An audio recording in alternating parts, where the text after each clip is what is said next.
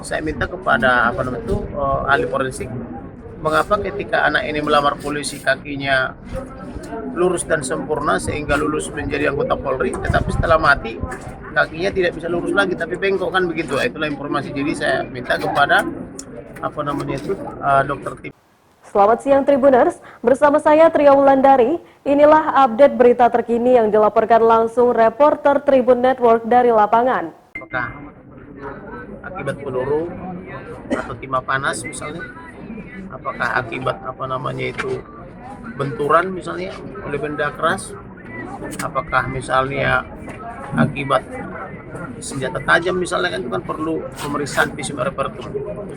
Nah, karena ada juga informasi dari keluarga ketika anaknya itu melamar polisi, anaknya itu fisiknya itu sempurna, khususnya kakinya itu, dia waktu dilahirkan dia bisa berdiri tegap sampai dia melamar polisi sehingga diterima dia berdiri tegap, tetapi setelah mati satu kakinya ini bengkok, nggak bisa lurus lagi.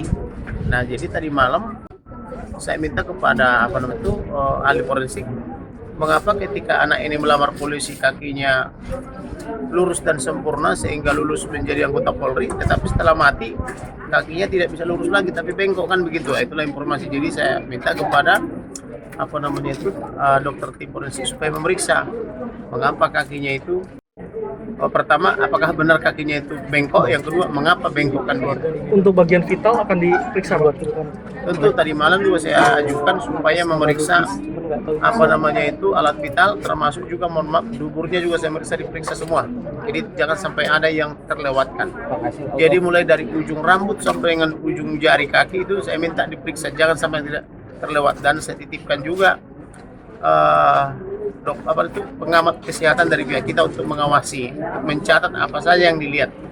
Bahkan sekiranya dia kelelahan, sudah kami ajukan lagi tadi satu dokter lagi dari pihak kita untuk menemani pengamat ini untuk mencatat. Bahkan tadi malam sudah kita siapkan surat pernyataan penugasan, sudah disiapkan KTP, ijazah sama kalau untuk dokter surat izin praktik atau ASIP, kalau ini SKTR gitu. Logis tadi sendiri itu hubungan dengan keluarga memang dia ahli kesehatan atau gimana? Bagaimana? Yang logis dari pihak keluarga tadi maksudnya itu dari orang ahli kesehatan atau gimana? Ahli kesehatan tentunya. Jadi yang boleh melihat itu kan supaya tidak melanggar kode etik hanya yang ahli di bidangnya. Itu keluarga kita kan? Iya, walaupun saya ini sebetulnya kan dalam tanda petik ahli kesehatan juga saya, karena saya tim pembela daripada ribuan tenaga kesehatan sudah 10 tahun lebih. Artinya kalau terjadi dugaan malpraktek atau ada tuduhan malpraktek, itu pasti saya yang turun membela tenaga-tenaga kesehatan di perusahaan klien saya. Tetapi karena mereka meminta persyaratannya adalah harus orang yang berprofesi di bidang tenaga kesehatan, maka ya kita utus perwakilan. Proses otopsi sesuai dengan harapan nggak sampai dengan saat ini? Ya, tercukupi. Karena kan kita minta supaya dokter-dokter forensik itu kan dari RSPAD, Rumah Sakit Pusat Angkatan Laut, Rumah Sakit Pusat Angkatan Udara, dan dari Rumah Sakit SCM. Namun menurut informasi daripada ketua dokter forensiknya itu, khusus dari Angkatan Laut dan Udara, katanya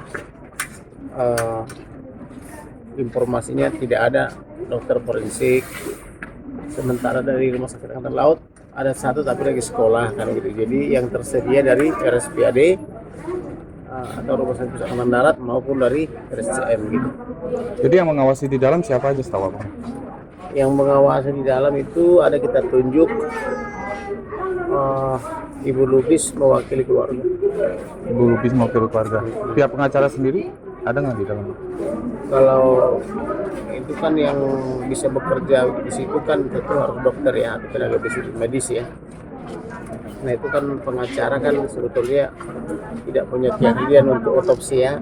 Sedangkan yang kita minta ini kan otopsi dan visum et repertum. Tetapi sudah 2 kali kita rapat dengan para dokter, apa yang harus mereka lakukan sudah kita bicarakan.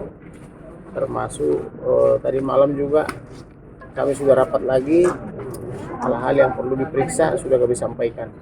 Dan sejauh ini bagaimana Bang pengamatan laporan dari dalam Bang? sampai sejauh ini berjalan baik. Pagi-pagi kita sudah langsung datang sini jam 4 pagi ya. Ketika orang masih tidur kita sudah bangun, kemudian kita melaksanakan pemeriksaan makam, kemudian penggalian makam kita yang menyiapkan orang-orangnya, kemudian setelah diangkat jenazahnya atau petinya langsung dibawa ke RSUD untuk diperiksa oleh dokter forensik, kemudian nanti dilakukan visum et repertum maupun otopsi kan gitu. Sejauh ini Bang, ada informasi Brigadir J bakal dimakamkan secara kepolisian nggak nanti? Belum ada. Harapan Abang dan keluarga proses pemakaman nanti? Sebenarnya sudah dimakamkan. Jadi harusnya kalaupun mau ada itu tadi proses itu kan harusnya yang pertama. Kalau ini kan sudah dimakamkan terus digali lagi kan, digali untuk kepentingan penyidikan atau justisia kan. Harapan keluarga bisa dimakamkan secara kepolisian nggak? Kalau harapan itu ada, tetapi dari kewenangan itu kan dari kepolisian itu harus tanyanya kepada katakanlah Kapolri atau Polri begitu. Pak, nanti hasil dari otopsi akan diserahkan ke penyidik Jakarta atau seperti apa? Betul. Jadi karena ini untuk kepentingan justisia, tentunya hasil otopsi dan visum et repertum ini akan diserahkan kepada penyidik dari Bareskrim Polri, karena yang mempergunakan ini kan penyidik untuk kepentingan justisia kan itu. Apa nantinya pengacara dan juga keluarga akan mengetahui hasil dari otopsi? Kami tadi malam sudah mengusulkan supaya hasil otopsi itu diberikan juga kepada selain penyidik, mau diberikan juga kepada keluarga dan atau penasihat hukumnya.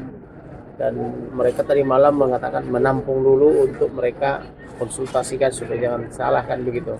Kami mengatakan bahwa sebagai tradisi misalnya ketika ada rekam medis, itu rekam medis itu kan dikuasai rumah sakit, tetapi pasien dan atau keluarga pasien itu kan berhak mendapatkan resume medis yang diatur oleh Undang-Undang Kesehatan, Undang-Undang Rumah Sakit maupun Undang-Undang Kedokteran, dan juga diatur oleh Keputusan Menteri Kesehatan kan begitu. Jadi apa bedanya dengan ini kan begitu. Tadi malam sudah kami ajukan itu ketika rapat di hotel. Jadi rapat kami dengan dengan dokter-dokter ini sudah 2 kali, sekali pakai Zoom meeting, yang kedua tatap muka secara langsung. Makanya harusnya kami nyampe tadi pagi penerbangan pertama, langsung kami batalkan tiketnya, ambil lagi penerbangan dipercepat pada hari Selasa kan gitu. Total tim forensik tadi berapa? Totalnya itu ada dari RSPAD 1. Siapa tuh namanya? Saya lupa namanya, harus buka catatan lagi. Kemudian perempuan ya, tetapi itu diutus oleh Panglima, pengakuannya begitu. Sudah sebelum sampai di sini beliau sudah bertemu dengan Panglima dan Panglima memerintahkan untuk melakukan yang terbaik. Kemudian ada satu dari RCM sebagai ketua, beliau juga sebagai ketua tim. Kemudian satu dari Andalas, kemudian satu dari Bali, jadi 4. Dari Jambi ada nggak di bagian forensik? Setahu saya dari Jambi tidak ada, tapi nggak tahu perkembangannya ya. Tapi yang saya tahu itu yang 42 aja. Dari Pusdokes dilibatkan juga tuh, katanya ada 3 orang dilibatkan. Sampai tadi malam tidak ada kita rapat dengan Pusdokes, tapi dalam perjalanannya ada atau tidak kami tidak paham. Pak, untuk langkah selanjutnya setelah otopsi ini apa yang akan diambil pengacara Pak dan juga keluarga? Nanti kan akan kita ketahui berdasarkan visum et repertum apa-apa saja lukanya. Misalnya luka antemortem atau luka postmortem kan gitu. Nah, kemudian jenis-jenis luka ini luka apa saja? Misalnya apakah izin praktik atau ASIP? Kalau ini SKTR gitu. Logis tadi sendiri itu hubungan dengan keluarga memang dia ahli kesehatan atau gimana? Bagaimana? Yang logis dari pihak keluarga tadi maksudnya itu dari orang ahli kesehatan atau gimana? Ahli kesehatan tentunya. Jadi yang boleh melihat itu kan supaya tidak melanggar kode etik hanya yang ahli di bidangnya. Itu keluarga kita kan? Ya, walaupun saya ini sebetulnya kan dalam tanda petik ahli kesehatan juga saya, karena saya tim pembela daripada ribuan tenaga kesehatan sudah 10 tahun lebih. Artinya kalau terjadi dugaan malpraktek atau ada tuduhan malpraktek, itu pasti saya yang turun membela tenaga-tenaga kesehatan di perusahaan klien saya. Tetapi karena mereka meminta persyaratannya adalah harus orang yang berprofesi di bidang tenaga kesehatan, maka ya kita utus perwakilan kita untuk mengamatkan begitu. Kalau keluarga sendiri belum siap. Keluarga tidak diizinkan juga. Kalau sebenarnya awalnya kan kesepakatan dengan penyidik utama Baris Krim Polri itu kan dilakukan otopsi dan visum repertum dan keluarga boleh menyaksikan melalui CCTV, tetapi mungkin ada pertimbangan kode etik kedokteran, maka kesepakatan itu dirubah menjadi tidak ada CCTV. Ya, ada lagi pertanyaan? Tanya Bang Mai. Halo. Live tuh kan? Ya. Halo Jakarta.